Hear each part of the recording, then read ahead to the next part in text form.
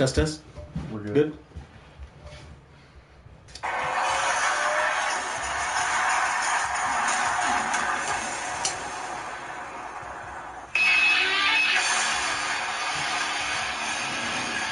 We never get hit up on copyright on YouTube at this time. Live from Adrian's house, a.k.a. Kraze, the pay-per-view wrestling podcast.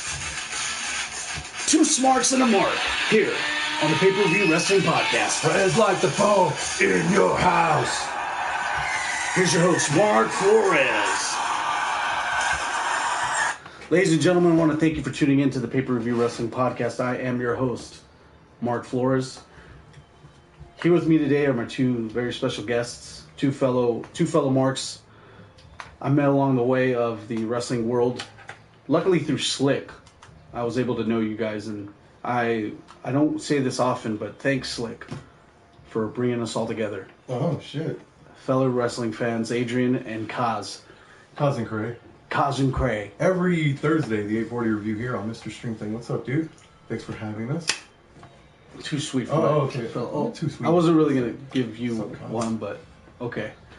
So you just got done with the 840 review earlier today. Yes. And you guys were making some concoctions, some confectionery concoctions. Oh, yeah. What did you guys make? Some culinary masterpieces. Definitely. Well, here at the 840 review, me and Cass every week. This isn't the 840 review, but go ahead, continue. Here, as I reference the 840 review, me and Cass like to review one strain or wax or concentrate or something. Something that has to do with weed. Marijuana related. And this week we did extract oil. Yeah, I guess syrup. I guess it'd be cannabis syrup, I guess. Yeah, we made pancakes and shakes. Two different flavors, right? Two different flavors, pineapple and peach. You guys can check it out. Just hop on over to that vid. But we had a good one. That's good, man. You guys didn't like it so much, but whatever. My culinary skills. I definitely like the shake you made after. Yes. Hey, the shake was pretty good. Pancakes were a little bit better. I'm just saying. All right. Hey, banana pancakes, man. That was my first time trying that. Delicious. So, how about we just briefly touch on this week in wrestling? We had the Elimination Chamber happen this Sunday. What did you guys think of it? Did you guys watch it? The Elimination Chamber, sponsored by Nerf. And brought to you by Nerf. Brought to you by Knife. Yeah, it was like PG-13, but for actual ring and like steel chairs and stuff. What's next? They're gonna come out fighting with rubber noodles, Oh, yeah. pool noodles and with shit. the plastic chains. Oh my god, it's terrible. Well, honestly, the configuration of the chamber I thought was really cool. Like they can move around, they can get around the turnbuckles. Like they couldn't do that in the other one. But the fact that you can blatantly see that everything was rubberized and padded and built safe for everybody's safety, I was just kind of like, you're kind of not you're not suspending my disbelief here, man. Yeah. You know. I also didn't like the fact that actually a good plus to the Elimination Chamber with all that safety being there, they actually were able to shave off a little bit of the top of the dome and make it angled a little higher so they can actually have spots now. Mm-hmm. So you increase the safety around the chamber, but then you just amp it up a little bit by actually having the spots on each turnbuckle platform, now. Yeah. I dug it. I thought it was pretty cool. I'm totally with that. Pretty sweet. I also heard a story that when Umaga went into the Elimination Chamber with that spiked outside, I guess that it was hurting his feet. Because you know how like they had this grate, that they had. Yeah, it's like a grate. Mm-hmm. Ah, man. That's something I'm glad they fixed too, because I like seeing bumps on the outside of the ring, but I don't like it when it's on the actual grates on the outside. Yeah, but that's where you hear the bump. That's where you can hear it. Well, that's why there's a mic at the bottom of the ring. Well, what really pissed me off was that when they were advertising the Elimination Chamber, they had everyone like JBL, like RVD, putting over how dangerous the Elimination Chamber is. And it was brought to you by Nerf. And then they lower it and there's rubber padding on it.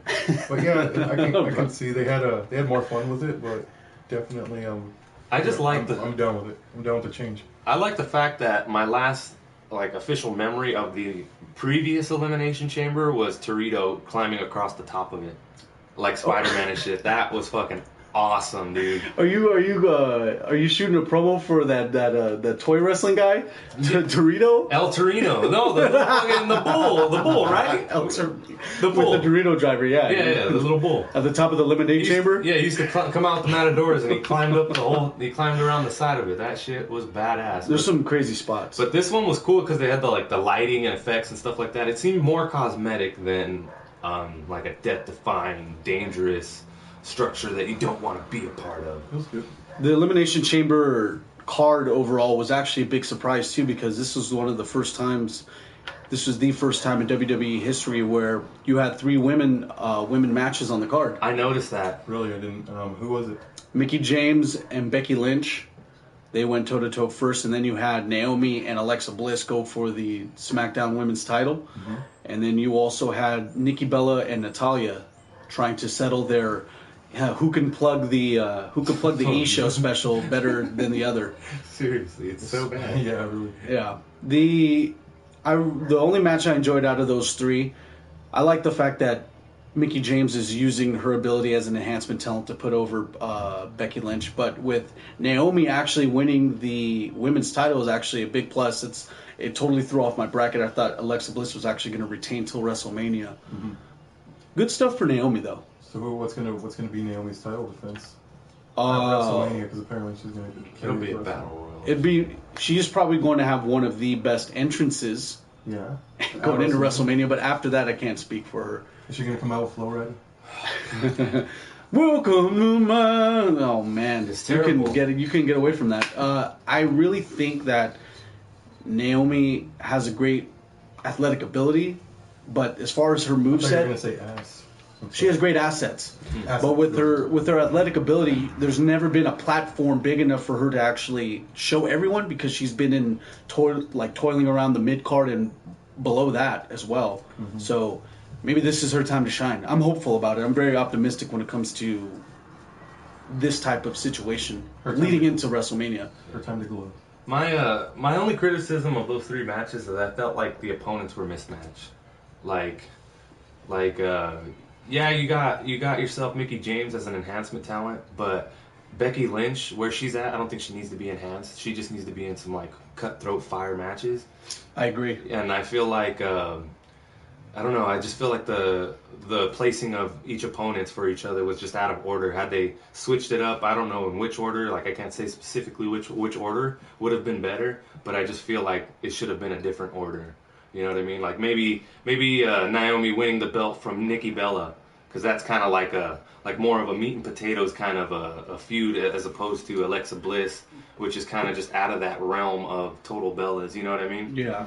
So I don't know. Overall, I thought the Mickie James and Becky Lynch match was the one that took it for me.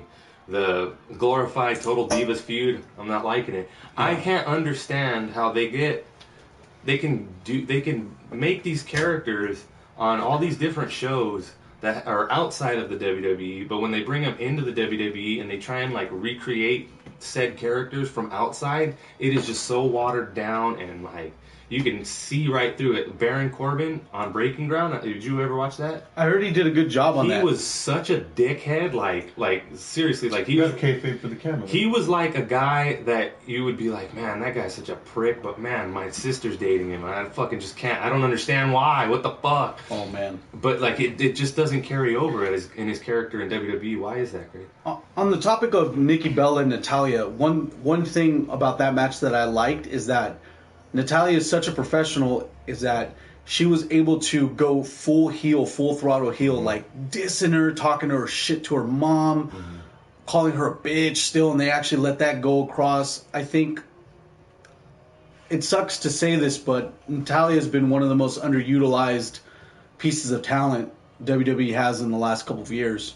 Mm-hmm. And for her moveset and her ability and for her to actually implement ring psychology in a division that can't reflect that now, it sucks. And now they're going with the new batch of superstars that have to match the pace that she set, or she's at. The women's division itself, if I were to pick between Raw or SmackDown, I think there's a lot more going on with storylines and I don't know. It feels a lot more in depth, and you can take a personal approach to it when you look at SmackDown and the women's division in general, because there's a lot more going on there. I hate the fact that when I watch Raw, I already know that there's going to be 3 women involved. It's either going to be Sasha Banks, Bayley, or Charlotte. And the dark horse, Nia Jax. Because that's definitely. Obviously, it's coming. It's too obvious that it's coming, though. For some reason, Nia Jax. And with that limited amount of people on the roster that are actually getting airtime on a 3-hour show, it's ridiculous. Mm-hmm. Where SmackDown has 2 hours, 1 hour less than Raw, and they're able to pull off a lot more. Where I personally love to watch SmackDown, not just because AJ Styles is on it, but the fact is that they can condense more and make it more lively. And with the same roster. I just feel on the same network. I feel like SmackDown got some of the writers that like to stick people in ruts, like the whole Cody Rhodes situation with the Stardust character. Mm-hmm. Like I feel like they got those writers, the ones that like can't really progress any kind of storylines, because I don't think that Natalya is cast as the right type of heel. I don't think she's that like, oh, you're getting all my adoration. I don't think like the way she wrestles, that type of heel doesn't match her. And then even when she was a babyface, like she was the like, oh, bubbles and fucking popping hearts everywhere kind of babyface, it still didn't match her. I feel like they're stifling her creatively, as far as like, if they were to just let her go out there and just pick a character and run with it, it would be something completely different than what they're trying to write for her right now. And I think that's what's holding Natalya back, because I can't put my finger on why I'm like, yay, Natalya, and then like halfway through the match I'm just kind of like, yay, Natalya. Yeah. You know what I mean? I kind of like, I don't lose interest, but it's not that same like, come on, Natalya, you fucking get that win. Yeah, with that match they had at Elimination Chamber, despite the fact she lost, there's still glimmers of hope. Yeah. Every time she has a match, there's always the glimmer of hope that, wow, she totally shits on this girl she's facing moveset wise. She does. Girls that wrestle. She does. She's damn good. But it's that whole like, I always talk to Kraze about this, that whole Dolph Ziggler thing. Like, what the hell is Dolph Ziggler? What's his gimmick? What is he? He's been doing the same thing. He's like a blonde-haired guy, and he has like tights. He has like all these different slogans on his tights and his Titantron that he never ever says ever. I don't understand what Dolph Ziggler is, and I feel the same way. That's how Natalya is right now. It's like, I don't really understand what kind of heel she is. Is she just jealous? Why would she be jealous? She's been in the Hart family for her entire life. She's in a position where she doesn't really need to be envious of anyone else. No, but not at all. Do you think she thinks she's owed something? A chip that's just hanging around. The chip on your shoulder, waiting for that to come. That'd be a good storyline to bring up. Mm-hmm. I personally feel that she's held her own. If she was part of the Hart family and she couldn't wrestle worth the shit, it would have been found out 2 years, a year into it. Hell yeah. And that's what I think bothers me about Natalya too, is that she's such a good wrestler. It's just that character that she plays when she's not wrestling doesn't match that wrestler, and it's like, you got to stay committed. You got to, damn it. You got to be, as Stone Cold Steve Austin would say, you got to be your gimmick. Exactly. What do you guys think about the main event itself, the Elimination Chamber match itself? I think it was awesome. I think the guys did exactly whatever they could with the tools they were given. That is the match outcome, where you had Bray Wyatt winning his first WWE title, was exactly what a lot of people wanted. Yeah. The internet was like clamoring for him to win. It wasn't that cookie cutter, and it's something that you couldn't tell far away.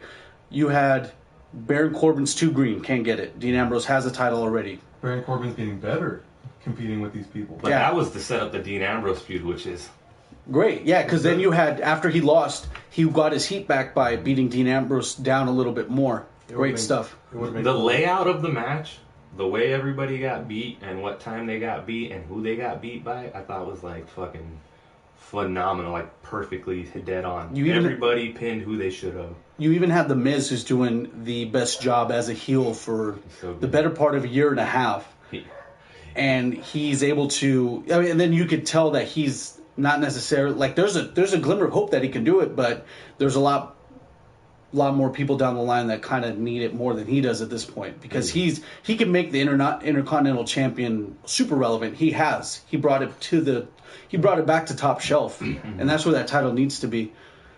The Bray Wyatt, AJ Styles, John Cena situation, where we're pretty much down to the final three here. John Cena's comes in as the reigning champion, and then gets eliminated. Was Bray Wyatt. Now, and then Bray Wyatt ends up. You guys already know Bray Wyatt ends up winning the match with the dopest Sister Abigail. I swear to God, AJ Styles is the fucking best wrestler ever. He made that Sister Abigail look like it was a struggle, and then when it finally landed on him, it fucking killed him. Yeah, that's the kind of finisher you can't have kick out anymore. Yeah, no. Especially since he's the champ now. You can't kick out of that. I don't want to see anybody else kick out of the Styles Clash, because that fucking is dead. Only John Cena can. Yeah. It tripped me out when that happened, but it didn't I was thinking about it afterward. I was thinking Bray Wyatt won John Cena's title off of AJ Styles cleanly. And he beat John Cena. And he got a chance to co-headline WrestleMania. That is the best hat trick in fucking wrestling. So how do you guys feel about Randy Orton giving up his shot? Giving up his shot? Did you watch SmackDown? I haven't seen SmackDown.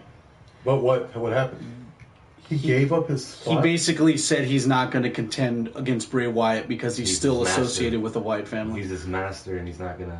That's going to... No. Don't pay no mind to that. He dropped down, and he gave him the old... Yeah! Did he hammer him to an Undertaker emblem? Or it basically came to the point where they're going to have next Thursday. Wow, still thinking that way. Thursday, hell yeah! Tune into next Thursday on UPN. Next Thursday after Nikita. Coming next after Girlfriends. Oh shit! Monique on Tuesday. They're going to have a battle royale for the number one contendership for that title. That is for a shot at the title. I don't want to cross lines. I don't want to cross PC lines here on the pay-per-view. But okay. That's fucking retarded. That's stupid. You're entitled to your opinion, brother. That's fine. I totally respect that. How about we talk about what do you think? Upwards potential of Bray Wyatt with the title? I think he looks great with it, and his promos rival Enzo Amore comes close to, because Enzo can cut a promo. We're not gonna, wrestling ability aside, he can cut a promo. Yeah. People eat out of his palm. Bray Wyatt can cut a promo too. But he needs a subject. He needs something to talk about, because thinks he talks about nothing. It gets pretty rambly every now and then. He doesn't understand. Y'all gotta follow me to the promised land. He gets rambly. He goes off on a tangent, but he brings it back, which I really like about Bray Wyatt, because he always brings it back. But there's if you were to turn on Raw in the middle of Raw and start in the middle of one of Bray Wyatt's fucking promos, you'd kind of be like, where is he at? Fuck am I watching here? Is this wrestling? But that's so cool about Bray Wyatt, is that he has that aura of a character, and there's not a lot of characters anymore, at all. Exactly. In wrestling, period. He is doing what only a few people can do now in this day and age. He doesn't even have a social media account. There's no, is there a Bray Wyatt? Hell no. Yeah, I don't think Bray Wyatt has a kayfabe Instagram account, especially, that's good though, because that rings the same of The Undertaker doesn't. So. Why the hell would he? Exactly. But I'm saying big time stars, they don't even have it. But they it needs to be. The first champion. I think it needs to be within. I think it needs to be within their character, because Broken Matt Hardy needs a Twitter account, has to have a Twitter account, has to be able to talk to people in character. Twitter account? I need you to follow the buzzards and tweet me about your issues. No. Bray Wyatt, no. It fits his character not to have one, but Broken Matt, fuck yeah. Oh yeah. He needs to have one. Everybody stop DMing me. I need y'all hot ladies to slide in my DMs, slide it on the rivers. Slide in. Alright, so what other matches we got? On the Elimination Chamber. I wanted to actually get you guys' opinions on... that's the only ones I really wanted to talk about, because it was good stuff. Props to WWE for actually being, progressive after 25, 30 years, for actually having 3 women's matches on a card. You could tell it was a change in the card, but it was still kind of the same old WWE ride. if you guys get a chance, go look up the Randy Orton Luke Harper match. It was pretty goddamn good. Oh yeah, dude. I feel so bad for leaving that out, but yeah, two big men going at it like that with Luke Harper giving Randy Orton that sit down power bomb, couple super kicks. The finish was dope. Wait, so who do you think is going to be the number one contender? Luke Harper. Luke Harper. Luke Harper. Luke Harper's going to face Bray Wyatt at WrestleMania to then dissolve. Do you think Bray Wyatt deserves the title? Does Bray Wyatt deserve the title? Yeah. I think he should have got it during Anybody But You, Roman. Yeah. He should have got it then. With the family behind him. I always thought Bray Wyatt was the guy who didn't need a title. He was kind of just always a threat. But then that makes him nothing. Gatekeeper? That makes him nothing. Like Stone Cold said, if you're not in there to win the belt, you're in the wrong business. So what are the Vaudevillains still doing hanging around? They've won the belts. They've validated their time as a tag team. They've won titles. You have to win. Right? You have to win something. You have to win something to be something in WWE. Undertaker, when he won the belt, it legitimized him as he doesn't need the belt no more. We saw him with the belt. It was kind of the same thing. I kind of feel like Enzo and Cass. Those guys don't need the tag titles, and then they're still. They would if they got. I promise you, if Enzo and Cass got the belts, it would take their stock from here to here. Oh, for sure. And defended it against like tough dudes. Cass on a tangent by himself. And that's at a good spot too, because Enzo and Cass are moving merch, and they are, and moving Domino's Pizza. Apparently. If we're being serious, if we're gonna talk shop too, I mean that's what gets you more airtime. If you're able to sell merch, if you're able to hit the demographic that WWE needs you to hit, you're gonna get more airtime, and that's why you see Enzo Amore try to sodomize chicken on those Georgia KFC commercials. I was like, whoa. Georgia! Oh, that's what it was, KFC commercial. I was like, what was he saying? He's gonna fuck the chicken. I was like, wait, what is he doing? Like he has a date with, and I was just like, a date with chicken. I wanted Big Cass to be in there and be like, what the? Like look in there and then like step out. That would have been the best part. Close the door behind him. Yeah, it's another situation where Cass doesn't really need to talk. Well, Big Cass, he's what they call the heater. Yeah, exactly. He could be Diesel with just sunglasses, standing behind Michaels. Yeah. Are we missing any other important matches from the Elimination Chamber? I don't think so. Because I literally forgot about the Luke Harper Randy Orton match just because I had topics laid out. But still, that was a good match. Though. Great match, and they had the match of the night besides the Elimination Chamber. Yeah, they did. You weren't thinking that the Revival was going to debut in Tag Team Turmoil? I thought so. I was like, this would be perfect. This would be perfect, but no. It's this. They have painted themselves into a corner with this NXT call up fucking free contractors stuff, man. Because now it's like if you have to go on a losing streak in NXT to get kicked out of NXT. Yeah. As soon as you're out of NXT, you're going up to the main roster. Period. The tricky part about NXT is that they have a bunch of heel tag team stables now. You have the Authors of Pain. You have TM61. If one of the guys, that Shane Thorne guy, actually wasn't injured, they would have been turned heel a long time ago. How about Tucker Knight and his homie? Who are they? They just debuted last week. It was Tucker Knight and his like other little. Oh, the one that the Authors of Pain squashed. Yeah, they beat the shit out of him recently. Like the last one, but they looked really cool. Like that was some old, some old school tag team shit. Dude. And now you have Sanity, who can actually form another tag team and have Eric Young as the solo out of that stable. How do you feel about Big Damo doing the one wing angel? Oh my God. I don't like it. I don't like it. Big Damo himself, as a talent, doesn't really appeal to me. Yeah. Because there's certain things about his look where it's like it's a mishmash of a lot of people. He's like it's like someone got a Mr. Potato Head character of somebody, of like just a pork belly person, and just started sticking Bray Wyatt's beard and long hair. And George the Animal Steel's back hair in front, and then just Brock Lesnar, Goldberg's trunks, and then tar and feathered. No disrespect to Big Damo, but I've actually saw a couple of his matches when he was with WCPW, and still a little green. I'll give him, but he made it to the semi big time, which is NXT. If you make it to NXT, Hunter approves. Mm-hmm. So he sees some potential in that guy. So, one topic I wanted to get to you guys across now. So we're talking after the draft now. We're almost a year almost into this draft here. Mm-hmm. What do you guys think? Do you guys enjoy watching Raw or do you prefer watching SmackDown? What is your guys' take on that? I think at some point, whether it be 6 months down the line, a year down the line, they need to have exchanges. I want to see superstars. I want to see Sami Zayn over in SmackDown. I agree. I want to see The Miz back on Raw. You know, or a tag team. Or just have buyouts. Like, whoa, we bought this guy's contract. All right, you can have Kurt Hawkins. I quit. I'm a free agent. We're gonna buy his contract. You know what I mean? Have more storylines involved with that, huh? But I feel like I can't form an opinion yet because JR told me to wait till after WrestleMania. So I gotta listen to the old man on this one. He was like, "Don't be too judgmental on the draft until after WrestleMania, because then you'll have a better idea of where everybody stands and who's gonna be the show." Said, say hello to your mama for me. Say, go on JR's Barbecue Sauce on YouTube, the loneliest YouTube page ever. I covered the MMA now. Make sure you get the Fight app. FITE. Fight like you mean it. One thing I don't like about JR's podcast is when he goes on to that little small character, he's like, well, I don't really think about that. Oh, Gordon Sully? Yeah, when he goes into his minimum, his... The dude's like a fucking... He does voices, man. Is that him? He does Gordon Sully, he does Terry Funk. Gordon Sully.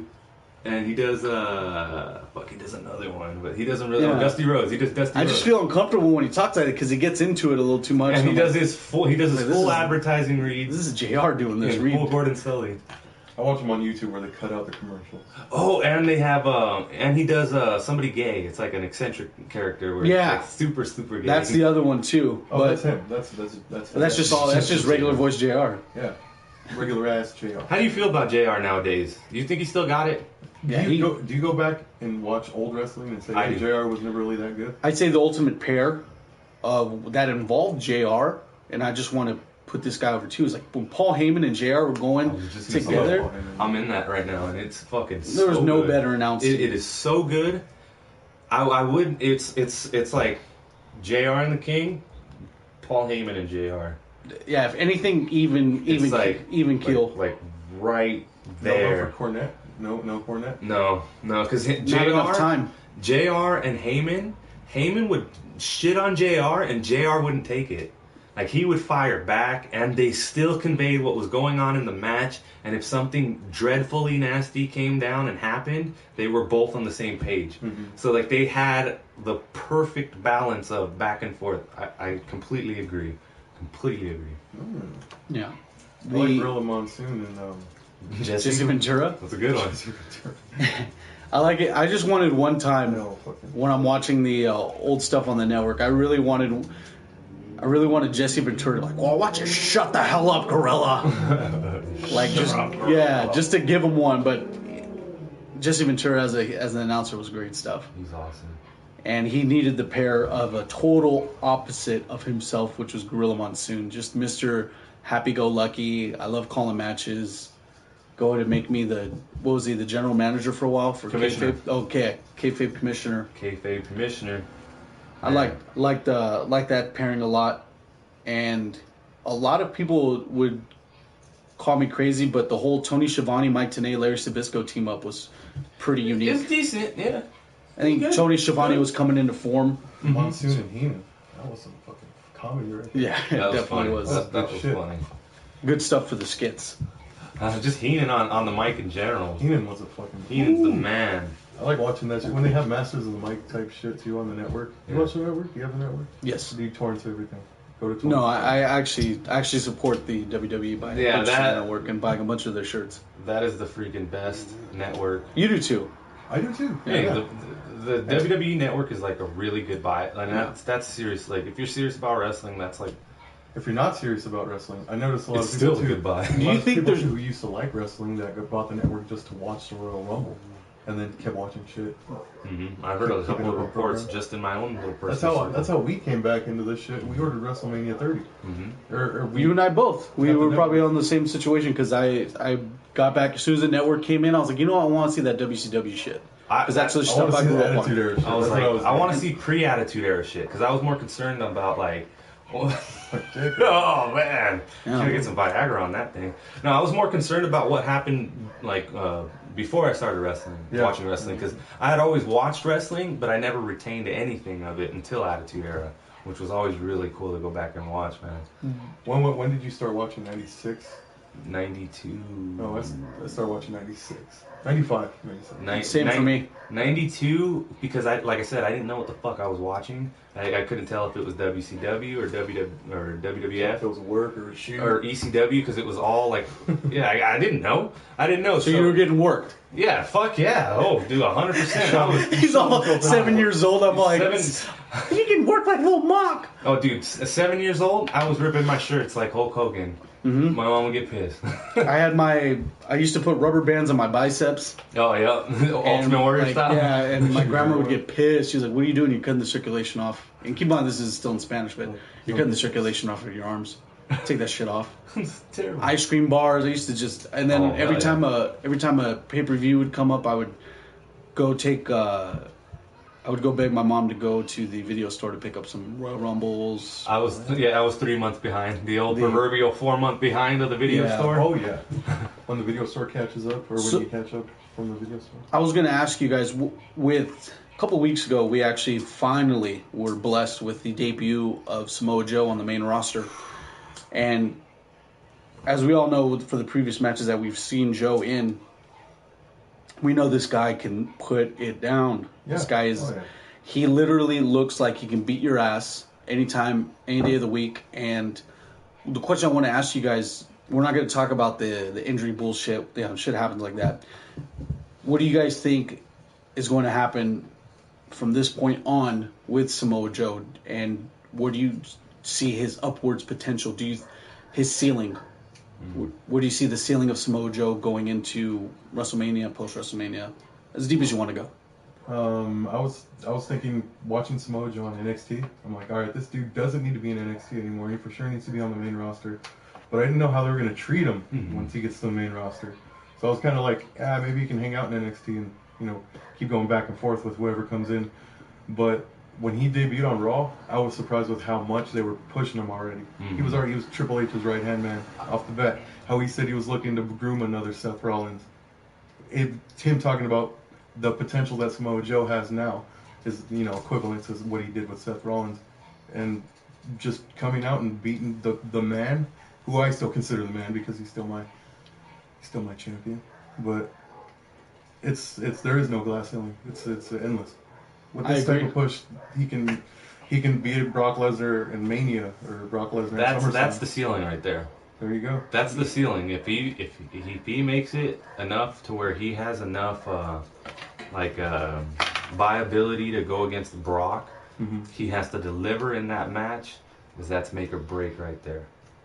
That's the match that's gonna really put him over as a Stone Cold Rock kind of Mount Rushmore. If he does a phenomenal job, Mount Rushmore, it can put him on that level, dude. We need another face on Mount Rushmore. Do you agree with me that we are missing that 2000 John Cena, Stone Cold, The Rock, Hogan? Styles, dude. You think it's AJ Styles? I think it might be. We're missing our fucking leader. Really. We're missing our generation's homegrown superstar. Homegrown superstar. And I mean it like villain. Yeah. And villain, because no matter what, you look all the way back, everybody had somebody to fight, and all those people that they were fighting are just as legendary, and people think just as highly of them as they do of the people that they're talking about are the best. So we don't have either one of the two. I think we have. So who do you think it's going to be? Samoa Joe, the villain? Samoa Joe, Finn Balor, AJ Styles, like glimmering hope. But they're not homegrown. These guys are all plucked from other places. Because WWE is pretty behind on Roman Reigns, you guys. That's why they're pushing him like that. He's trying. Jesus. We found who we're talking about here. Is Roman Reigns. God damn, bro. Like Samoan badass. Talk about it's like trying to light a cigarette and the lighter just keeps going out on you and there's no wind. Fuck, dude. You just have to let the lighter go. I was like, why is he coming out here to wrestle Samoa Joe? Don't this motherfucker have enough going on right now? I want all the things. I want everything. That's All what of he the said. Hey, things. I heard you debuted right now. Well, here I am. Like, okay. Believe that. What? Why can't we talk about why he got number 30 in the Royal Rumble? Can we address that? Please. Because Vince McMahon is in the back squeegeeing his hands about. You're gonna love this number 30. We got to make Roman strong. The thing I heard about him being at the the 30th spot is that Finn Balor, it was going to be a close call till Rumble if Finn Balor was going to debut. And Shoot double work. I know, probably either that or I'm getting worked. So that's why he didn't debut. But then again, if Finn Balor debuts and doesn't win it, and to get revenge for him having to give up the title at SummerSlam, then it was just all for nothing. Him even debuting would have been all for nothing. What do you think? When do you think he's coming back? Before WrestleMania. Fastlane? They might be... I don't think there's any room for him to debut at a Fastlane unless he costs Goldberg the title. Do you think Chris Jericho's going to help KO at Fastlane? Still, because... I believe Chris Jericho wants to make the Kevin Owens thing work. I think he might win the belt before he leaves. He might win the Chris Jericho? He got the U.S. title. He actually completed the whole... What is it? The WWE Roundhouse? Well, technically no, because the Universal title Around the exists. world? Huh? The Universal title exists, I know and that's a it's different title. Yeah, and so does the UK title, but he's not going to win that, and the Cruiserweight title. He's been Cruiserweight champion.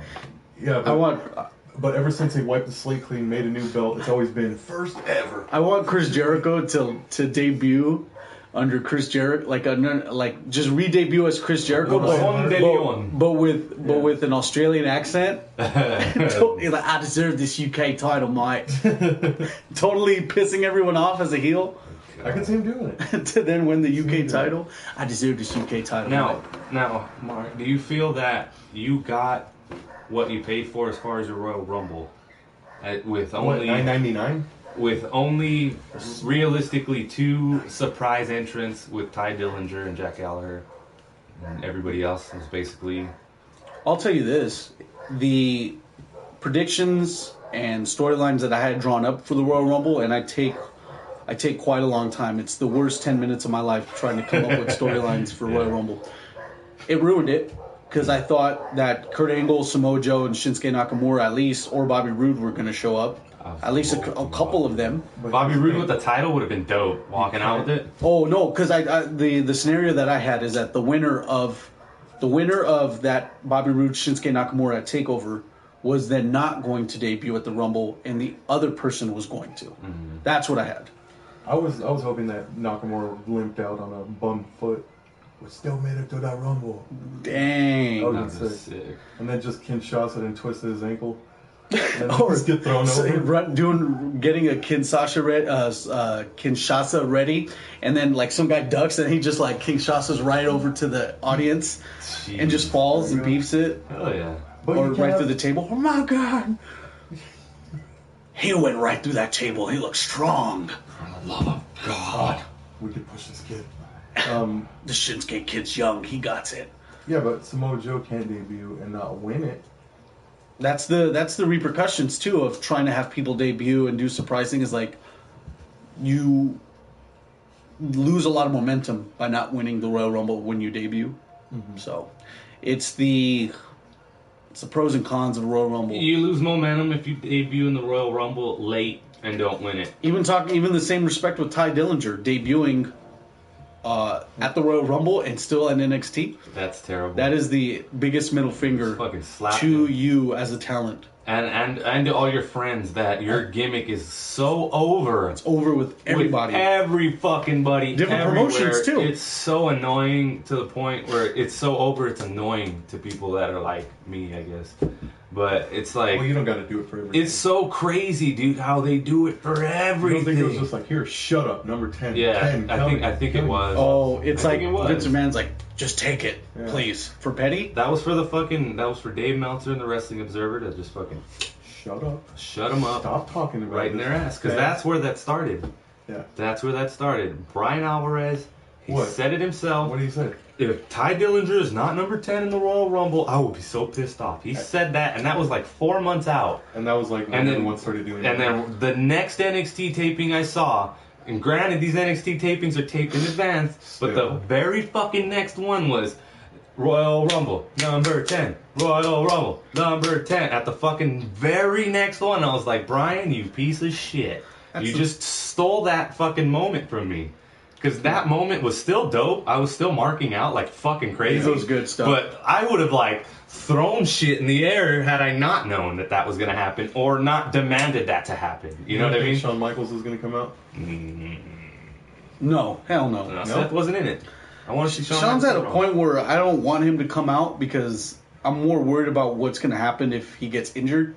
Yeah. I'm actually more concerned about him now versus the time he came out. 2003. His 2000 to 2008, 2010 run. Well, when he went against Ric Flair's retirement match? Yeah, one of the saddest moments in wrestling. Praise to the camera guys for that one, where the "I love you" super kick, and then Ric Flair's bawling like a baby. Yeah. Only to then go to TNA to fight Jay Lethal. That's Matt Stryker's favorite spot in wrestling ever. Jay Lethal. Yeah, you don't remember that? Where no, then, what was his name? What was his name when he was Ric Flair? Jay Lethal's name? Yeah, he didn't have a name. No, he didn't. That Black Machismo thing was done by the time Ric Flair. He was Macho Man, wasn't he? He was Black Machismo. He was Black Machismo. Yeah. But which was awesome. He had his Ric Flair impression is something of wonder. But the next thing I wanted to talk to you guys about, I don't want to go on a tangent here on the Pay-Per-View Wrestling Podcast, where we talk wrestling updates. Yeah. Try to keep it within WWE, but sometimes when a different promotion comes into the social media realms, I have to talk about it. Two Smarks and a Mark. We present to you this episode, Two Smarks and a Mark. Guess who's the Mark? That's the gimmick. Guess who's the Mark, and guess who bought a Sasha Banks legit Sasha. And knows the SmackDown lyrics. Hey man, instead you of Banks on it. Yeah, you just tripped us out earlier. We started verbatim the intro to the show. Well, good stuff. Good stuff. But I know you know themes. You guys obviously didn't watch Superstars back in the day when it was just a clip show of everything that happened in WWE, where they interviewed Road Dogg, Crash Holly, and Mankind on the lyrics of the Raw theme song. And I thought that was the funniest fucking thing ever, dude. And that retained, not your email to MySpace. No, not your social security. I think that's his MySpace theme song. Still is the Raw's War intro. I wish I had my email. Not even your date of birth ever stuck so poignant in your head. But that one segment. But the lyrics to the intro to Raw. That one segment on Superstars. And it wasn't even Livewire. Livewire showed matches. Superstars was literally just like had matches. God, I miss those days. Don't you think they should bring that back? Anyways, what else we got on here? Oh, I wanted to talk to you guys about the best match of the year that happened January 4th of 2017. Okada versus Omega. Do you have the Okada versus Omega app? Year? Oh yeah, where the Okada and Omega match runs 24/7 and you have to pay $24.99 a month for it. Yeah, no commercial break. You just gotta catch the match if it just so happens to be on when you constant loop. What is that? No, just kidding. No, me and Adrian made that up. Where do you have the Okada and Omega app? And they're like we just kept going with it. So at the end of it, it's Okada and Omega, just the match in constant loop, and you have to pay like $25 a month for it. Real shit. That's how people were talking about it. All the podcasts, it sounded like they were like, watch that match over and over. If you can get that match, liquefy it in a spoon and get a syringe and suck it out and put it in your veins and do it. And then freeze it with Walt Disney so they can both be alive. What the I know, fuck, bro? One thing about that match that I kind of made me stray away from the whole 6 stars thing is that it didn't tell me much of a story. And it's a match. Yeah, and that's one thing I look for when I see Shinsuke Nakamura or Bobby Roode in a ring, they're going to tell me a story because they know psychology. Not saying that Kazuchika Okada or Kenny Omega can't, but they just went full force with the wrestling match, and it was good. It was a damn good match. There was a bunch of good spots out there. Oh, yeah. But I didn't get a story told to me, and there's always matches that I watch coming back to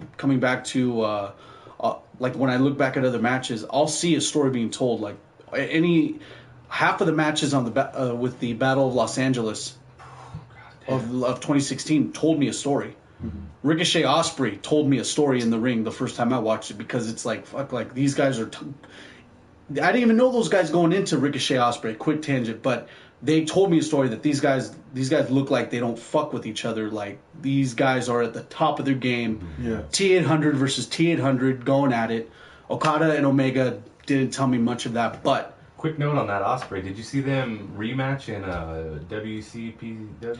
Or they broke the top ring with the dual handspring. You know what that tells you, right? It tells you that WCPW needs to invest in better ring equipment. Dude, you guys are working yourselves into work. No, they shattered the top rope in the fucking match right away. Yeah, we're just getting work, right? Yeah, that shit was awesome. Dude. It was so fucking badass, though. Yeah. They were still springboarding off the second rope. I thought that was the best. We got some love for the Power Rangers poster. Thank you. Yeah. Thanks, guys. I got that from the Power Rangers Club. And if you guys don't believe me, I have this. Yeah, check out this dude's wallet. Power Ranger wallet. Have you seen this dude's wallet? Yes. Yeah. But sweater. But with Okada and Omega, you guys can definitely agree that it was a great match to see. Oh yeah, for sure. What's your main takeaway from it? Do you remember a spot? Oh Jesus! When you had Okada doing this 180 tombstone pile driver on Kenny Omega, and then follow that by two Rainmakers. The dragon suplex off the top rope. I don't want to talk about that. I thought they died. I fucking thought they died. Okada's neck is made out of liquid polyalloy. I swear, I saw him setting up, and I was like, back body? Wait, no, that's a full Nelson. No, don't. I was like, fuck. And it was a perfect bridge right on the top of both their heads, like, bam. I was like, dude, the way Omega, the distance that Omega clears freaks me out. He ran and jumped over the gate and still crossbodied him when he backflip tope. Yes, he's like backflip tope over the guardrail. Way the fuck. That was like a big ass gap. I like it how the Young Bucks literally put that spot over by leaning the guardrail to just good stuff. A little bit. Yeah, the Young Bucks, man. Did you see those dudes take way too much heat for the shit that they're doing out there.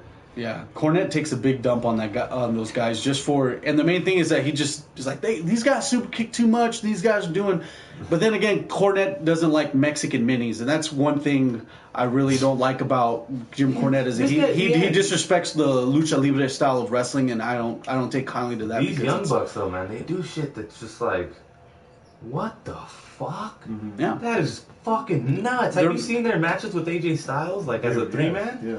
The match they had at Bolo with it was the Elite versus Seidel, Ricochet, and Ospreay.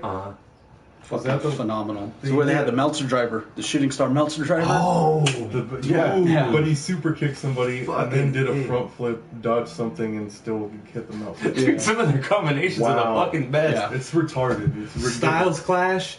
Or no, it was a super kick to a back body drop. Styles catches him into a Styles Clash, super kick, Styles Clash, rolls him up, throws him up into a Meltzer driver. I was just like, what the fuck is going on? What match was this? It was a Ring of Honor match against, I think, Roppongi Vice and Young Bucks and AJ Styles, because I think they were they just fucking killed Trent Beretta. They fucking murdered him. He got the super kick party, the Meltzer driver, a Styles Clash, double super kick into another Meltzer driver. It was like, fuck, this guy's dead. They're insane. So was this Bullet Club AJ Styles? Yeah. Oh, okay, all right. Now I know where to go. I think the whole sequence started with AJ's backflip, the moonsault DDT, reverse DDT into a Meltzer driver, into the Styles Clash, into a double super kick, into another Meltzer driver. I was like, fucking A. That's awesome. It's so crazy.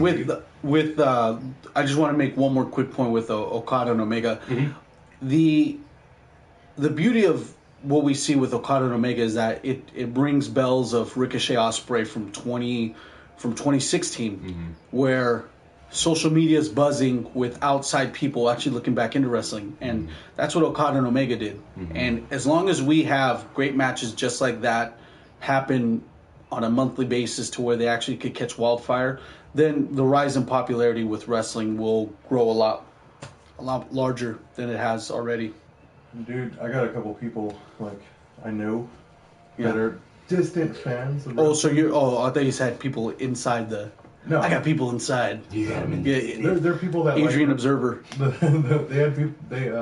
they had people they liked back in the day to watch, and then just fell off of it, but then are again getting back into it, but are not really open about it. That's pretty fucking crazy, right? My brother, full on attitude guy, stopped at around like 2001, 2-ish, and I kept going until about 3 or 4. I catch him watching Ring of Honor because it's on Comet now, and he's just like blown away by the Young Bucks and fucking Adam Cole and shit. And I was like, Adam Cole, baby. I'm like, dude, the wrestling is good. You just, it's part of like, it's that, I think it's the mystique that's grown old. That mystique of like, these guys are larger than life. That is gone. Well, and like without that, I think that's what keeps people thinking like, oh, wrestling sucks. It's not real. It's that's not what cool. it pairs with. Yeah. Kayfabe pairs with that same notion that you brought. That kayfabe needs to come back, but not the same kayfabe. It has to be new. Of course. It has to be like a new kayfabe, like Broken Matt. I don't think it needs to be that submersive, but it needs to be something along that lines. Like when the fucking camera's on, fuck everybody. Yeah. Period. I don't want to see Natalia call Nikki Bella a bitch and then do a Susan G. Komen commercial literally the next segment. Or go on Instagram and like thank somebody, thank a fan. Literally be the heel, next be segment. face. When Exactly. I could dig that. Yeah, I think that right there will bring back wrestling to a whole nother level, like completely. What really sucks too is that there's too many eyes out in the world now where you could see someone do something nice for someone else, and that could soil the one fan, or that one fan could tell others. And, Well, let me ask you a question then. So, say you get hardcore, you get Let me that tell you something. hardcore heel Sergeant Iraqi Slaughter, but and we're talking like this is the middle of 9/11, and you got Sergeant Slaughter walking around cutting his that anti-American is promo, beautiful heat, brother. and you seen him like help some kid, and it's just his normal life. You see him like help some kid, buy him like, I don't know, something nice, like some ice cream or something, or like a bike. I don't think that would hurt his heat for you, because you'd just be like, hey, look, there's Sergeant Slaughter, but he's still a real person. But The phrase that goes with it prick. is that people will be able to separate the art from the artist. Exactly. Yes, and I think they're scared of that. I honestly think the WWE is scared of that art separation because of the corporate whole fucking Illuminati conspiracy. No, but I honestly think they need to just like let the reins go a little bit. Oh, forgive the pun on that one. Yeah. The other thing I wanted to talk to you guys about, if you guys haven't got on it already, this isn't the show sponsor, but TNA has this thing called the Don West Brown Bag Special, where for $20 they'll give you two T-shirts, 5 TNA DVDs, and then 3 random like articles of, I don't know, like they have Jeff Hardy arm things, pendants for $20. It's just random bullshit that Jeff exactly. Hardy Just lost on his way to the ring. Yeah.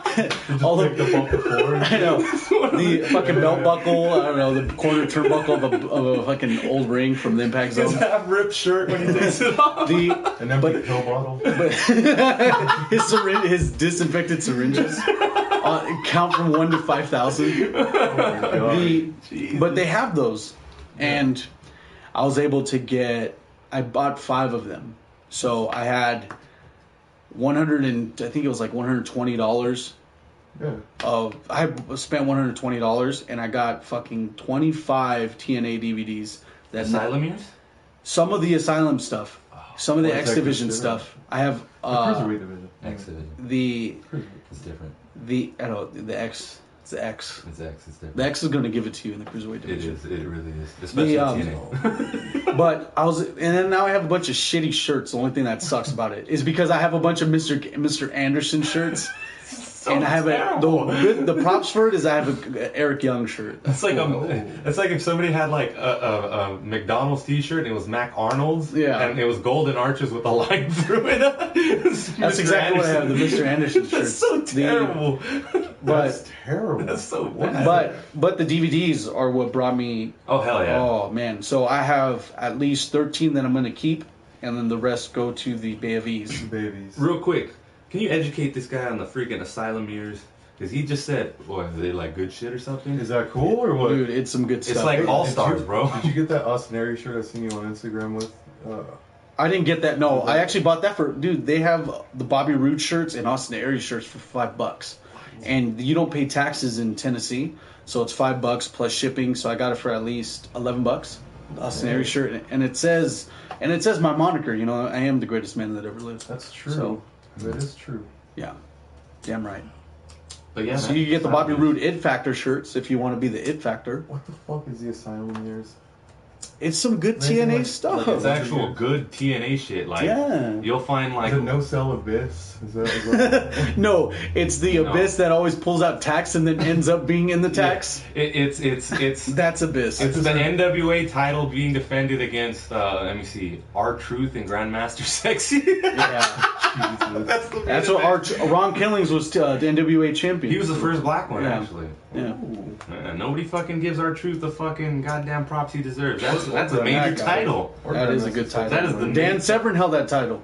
God damn it. Yeah, that is a major title. Held every fucking title. He's the man. So I want to kind of get you guys with 2 more questions before we wrap up here on the Pay-Per-View Wrestling Podcast. You've been asking us questions? No, we just been bringing random fucking bullshit up. X gonna give it to you, right? I remember that. Okay. Come on. So, what do you guys enjoy most about pro wrestling today?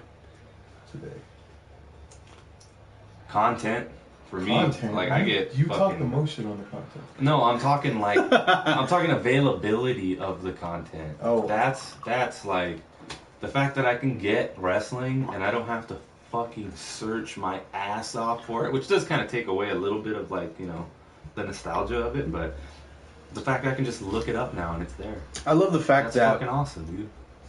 I love this abundance of wrestling that we get, because Monday I could get Raw, Tuesday I get SmackDown, followed by 205 Live, Wednesday's NXT. Keep in mind I'm still going through my TNA DVDs, and then I still rewatch some of the Battle of Los Angeles. Lucha Underground's on Wednesday. Lucha Underground, I can watch a couple of those matches. WCPW. Ring of Honor stuff, I recently bought the Ring of Honor Best of AJ Styles collection for $20. Mm-hmm. Good buy. Worth every fucking penny. I love it.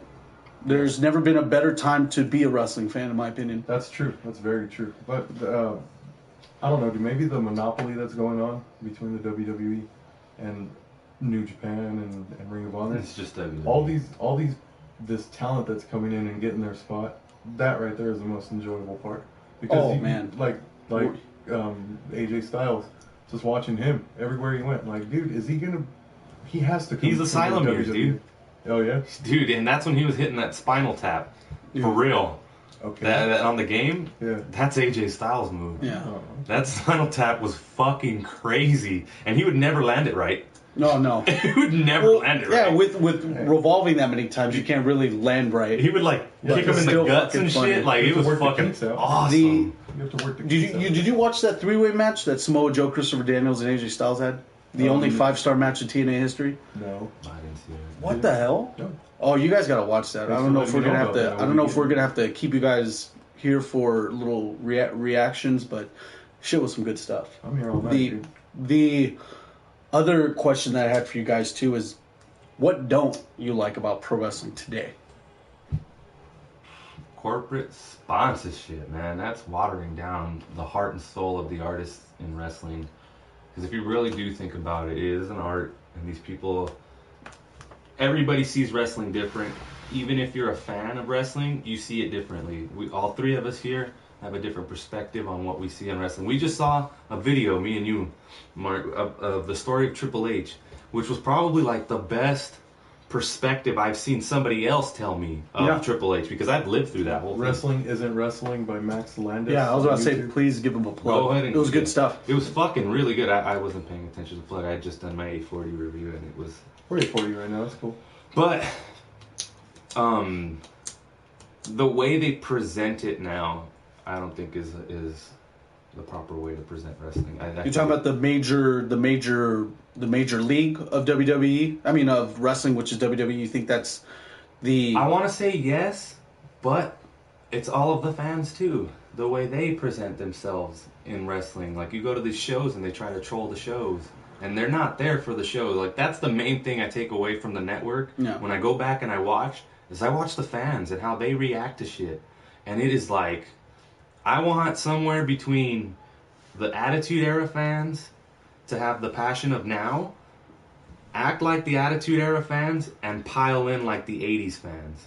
Mm-hmm. Like, that would be like the perfect mix of fan core, because like, it's... Our fans are shitty right now. Our fans are really shitty. They feel entitled. I do have every time I go to not the NXT crowd. The NXT crowd's always fucking, dude. I love you, NXT crowd. I've never been so close to the action in my life, and it was just letting it all out. But with live events, I'm thinking about, I can't say fuck in front of these little kids wearing Cena shirts. I can't say fuck Cena. I can't, or not even that. There's better ways to express your displeasures, but like, Cena sucks, and I can't say that in front of this kid who's break his heart. Yeah, exactly. Yeah. And the 80s, they didn't care. In the Attitude Era, they didn't care. It's like, we have to... it has to be a revolution within the fandom to change that. And if you said something like, hey, fuck Hogan, and the kid wearing a Hogan shirt, he would just turn to you and be like, no, you suck. Hogan, yeah! Mm-hmm. And now you can, like, blatantly see people getting hurt when they're like, main wrestlers don't win and shit. And it's like, what the fuck, kids? You know what? It's like the kid that was yelling, let's go Cena, during the massacre of John Cena and Brock Lesnar at SummerSlam 2014. You can literally hear this little kid, let's go Cena!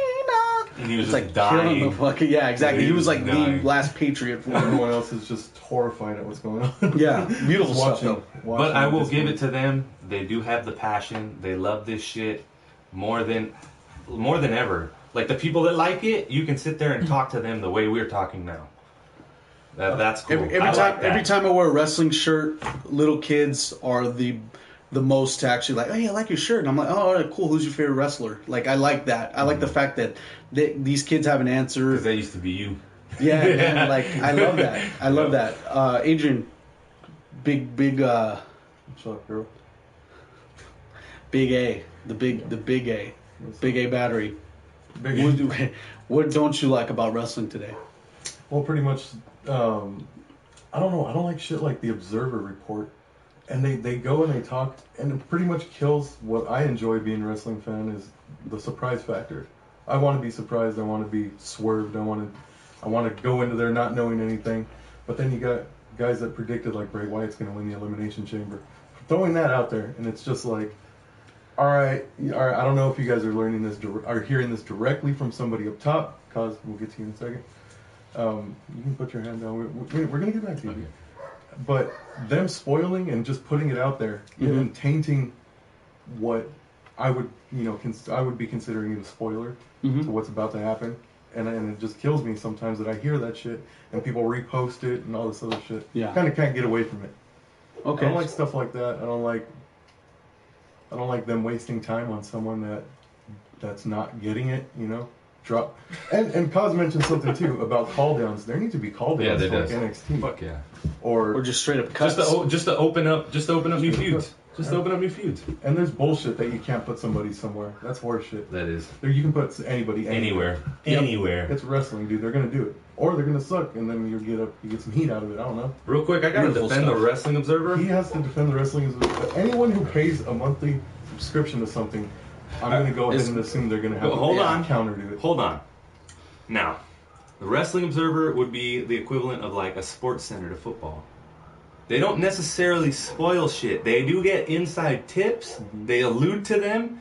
People on the outside watching that show, they blow their shit up and then they spoil it. I've seen it a million times. Like a billion times. Yeah. Especially the Ty Dillinger thing. That's like the first Like implication, like Yeah. he just said it because that's how he feels as a wrestling fan, and they took it and fucking Nice. yeah. Go ahead. Good stuff, man. And what I don't like about wrestling is social acceptance. Like, dude, if you can fawn over fucking Captain America and Spider-Man, I can fucking say that John Cena sucks. And I AJ Styles is phenomenal. I'll give them volumes of shit to say if they actually try to voice their displeasure of me liking whatever I like. Yeah. Fuck that. It'll go down because I'm truly passionate about this. I have a fucking show about it. I love the whole podcast thing with me started with me wanting to do a pro wrestling, just talk about it. Oh, shit. You know, and from then it stemmed on to 2 other shows. That was actually going to be 50% of the 840. Which we just dwindled it down to high spots. Yeah, that's all right. So as long as you, Segment high what did Scott Steiner say? As long as you sync up the axis to the Big Papa. When he was talking to Mean Gene, When he was then he says, then you'll look at me Goldberg and say, size does matter, bitch. when he would visually rape Stacy Keibler like every fucking Come night. on, Stacey, I'm getting off. Stacy, yeah, dance for me. I love it. Fucking so uncomfortable. I wanna thank everyone in YouTube land for tuning in to the pay-per-view wrestling podcast where maybe it might be, I don't know if it's going to be a recurring show with 2 Smarks and a Mark. I want to thank you guys for tuning in. Please be sure to tune in on to any of the videos going on the Mr. Stream Thing YouTube channel, and to tune in to the Mark and Andre show every Friday on Spreaker, where we talk film, entertainment, conspiracy theories, and Retro Collecting 101, where I voice my opinion on retro game-related topics. Other than that, Adrian, do you have any shameless promotion you'd like to put down? Yeah, everybody, subscribe now. Go ahead and fart or knee drop or drop your coat on the floor Back body drop. and elbow that like button, that subscribe button. It's like down and here somewhere. People's like buttons. somewhere around here. Like right over there. Mr. Stream Thing GTP on YouTube, Green Thing Pro on Instagram and Twitter, and the 840 review every fucking Thursday, man. Cool, man. Thank you guys. There we go.